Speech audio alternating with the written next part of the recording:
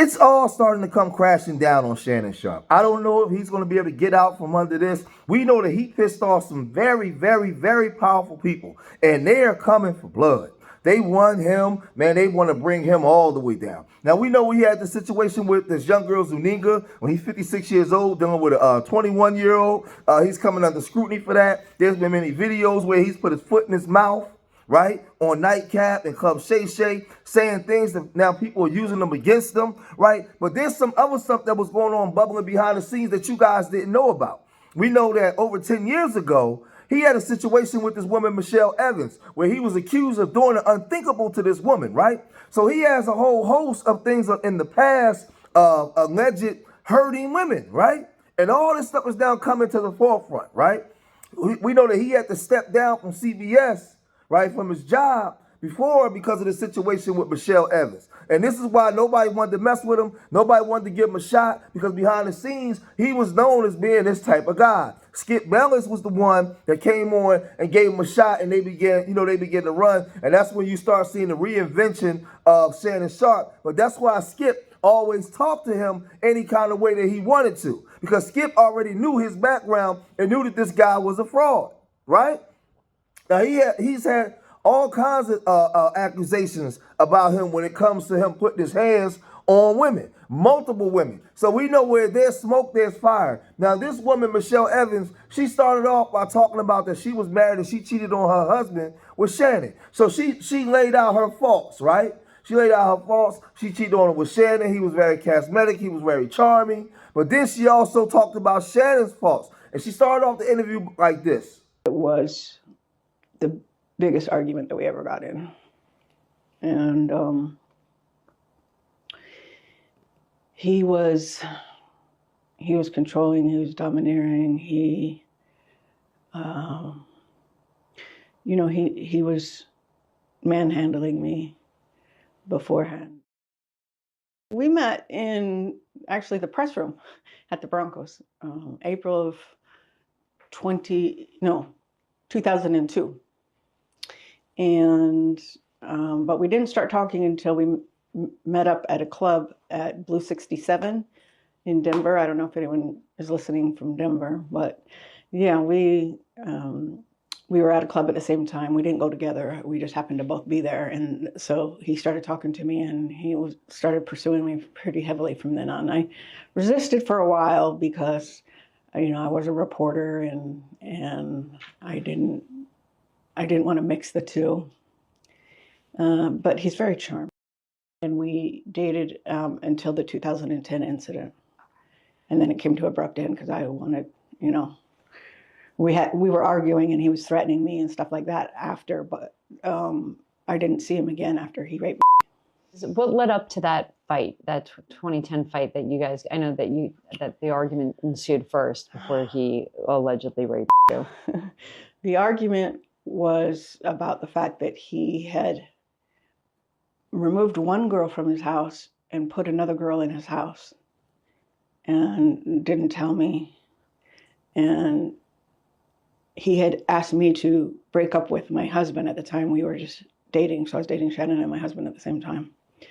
Shannon asked me to break up with my husband. And I don't recall for sure, but I think I did. And so, it's like, wait a minute, you want me to be with just you, but you want to move somebody into your house and not even tell me? So that's what it stemmed from. He's not a faithful person, so I wasn't going to be faithful to a non-faithful person. So she's here spilling all the beans, spilling all the tea, right? And saying, just talking about things. Now, mind you, this was already talked about in the past, and they went through some type of court. I don't know if they came to some type of agreement, but we know that Shannon was able to, at some point, was able to resume his career and become the Shannon that we know now. We know that he had an illustrious career as a football player, retired, went into sports broadcasting, had these situations, got kicked off, right? But at some point was able to reignite his career, right? After this situation with Michele Evans. Now, the thing is, it's up to a court to decide whether he forced himself on her or he did these things that she's alleging, because none of us was there, right? But she's saying them nonetheless, and he had to step down, right? But she wasn't finished, right? Now, Now, mind you, going into the situation, Shannon had already knew that she was married.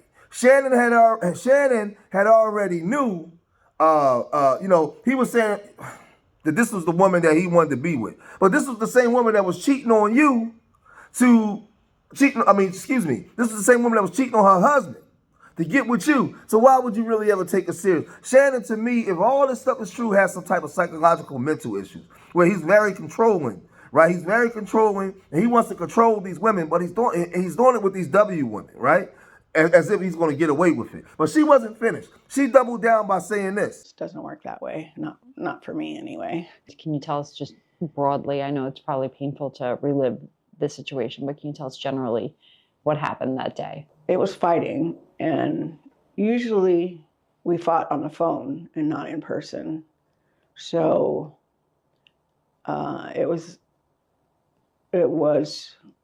the biggest argument that we ever got in. And he was controlling, he was domineering, he was manhandling me beforehand, and he wanted to have sex, and I told him no. I told him no, because you gave it to somebody else. I didn't only tell him no, I told him why.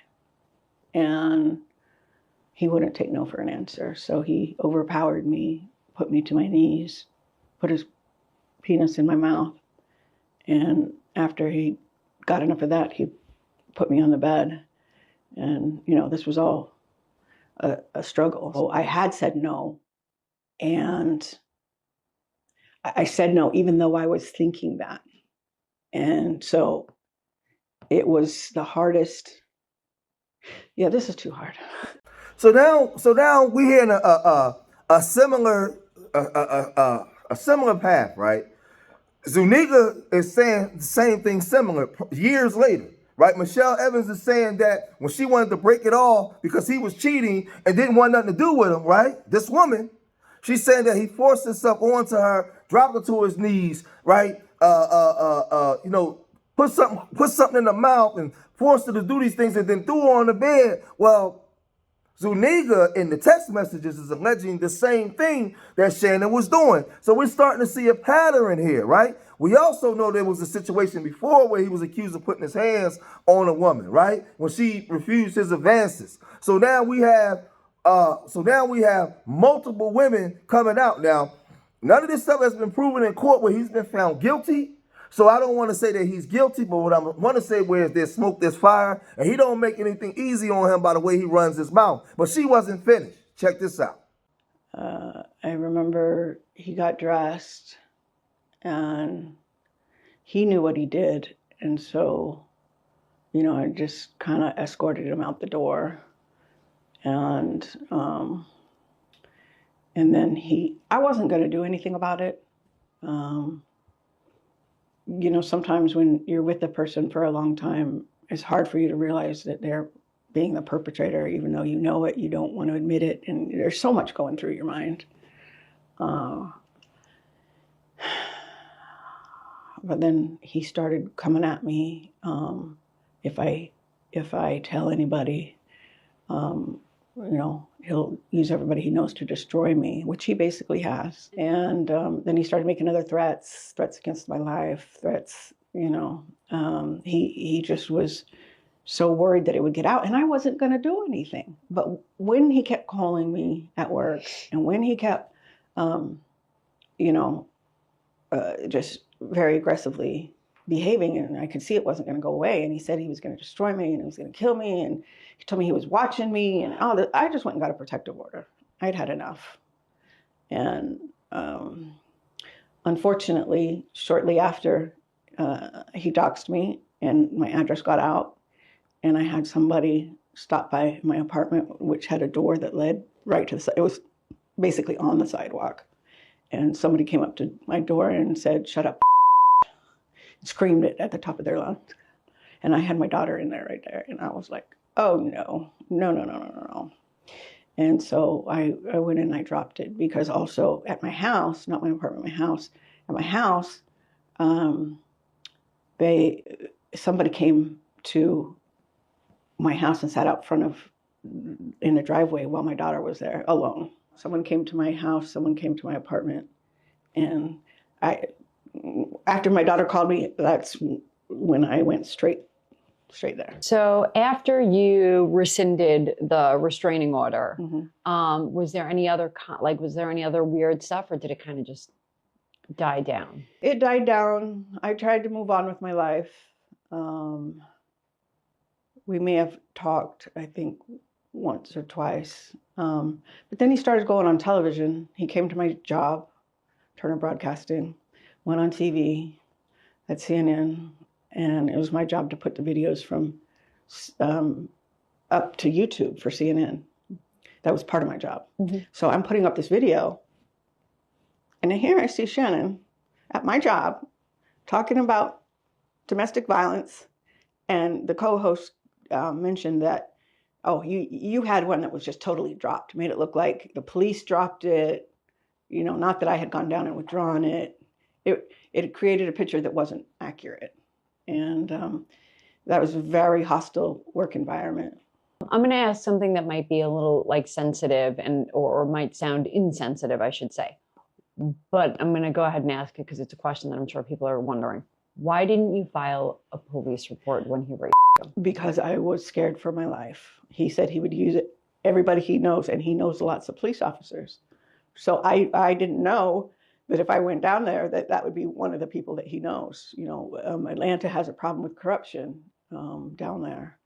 And I was too scared to go to the police. Because when this happens, you're in a trauma mindset. So she was asked, why didn't she file a police report when the alleged assault happened? And she said that she was afraid for her life. And he said that he would use all kinds of resources, right, to bring her down and to make her afraid. And she said for a while, she was upset, but she wasn't going to file anything because when you be with somebody for so long, she just wanted him to leave her alone, and she wanted to let it go, right? But then he was on TV talking about domestic stuff, being a hypocrite. He had people, he was harassing her. He was calling her. He was doing a whole bunch of harassing things. Like, these are all the things that she's alleging. Now, I heard something, and what she was saying, where I'm seeing the pattern, because that the stylist, the brother that was the stylist, the LGBTQ brother, right? That was the stylist. He also said that Shannon was behind the scenes trying to ruin him, trying to get people not to work with him. He was anything he could possibly do to get this guy out the way where he won't have a platform to expose Shannon and his stuff. Right, this woman is saying the same thing, so we're seeing a pattern here, right? He did it with this guy. He did it with this girl. So when there's smoke, there's fire. Everybody can be a liar. Now, again, I'm not saying that he's guilty or not guilty. I don't know. He hasn't been in a court of law with due process where all the facts have come out. But based off of what we're seeing, and we're hearing multiple people give their explanations, it don't look too good for Shannon because it's not happening right back to back to back. These are like 10, 12 years apart from each other. And we're seeing a pattern of a behavior that's never been corrected. We're dealing with Shannon Sharpe behind the scenes, right? And there's a lot of people that know his business, but this is the thing. A lot of the executives knew he had this checker pass, and they still invested in this guy. And look, it's blown up in everybody's face now. It's blown up in everybody's face. So this woman, Michele Evans, she's giving this interview, and she's saying these things that happened to her while she was with this guy for so long, right with the situation with Miss Zuninga. The young girl, we talking about the girl that had the chopsticks in her nose, where he's on the phone arguing with a girl that's young enough to be his granddaughter. As a man, I'm seeing a pattern, and I don't like it. I don't like it. I'm not saying he's guilty of anything yet, but it don't look good. But in the court of public opinion, Shannon don't look too good. But this woman, she gave her interview. Shannon Sharpe's career is on the verge of just being over, finished, kaputs. But y'all got to let me know what y'all think, man, based off of this, man. Leave your comments in the comment section, man. And hit that like button, subscribe to Street Media TV. And remember, I love y'all. Till the next time. Peace.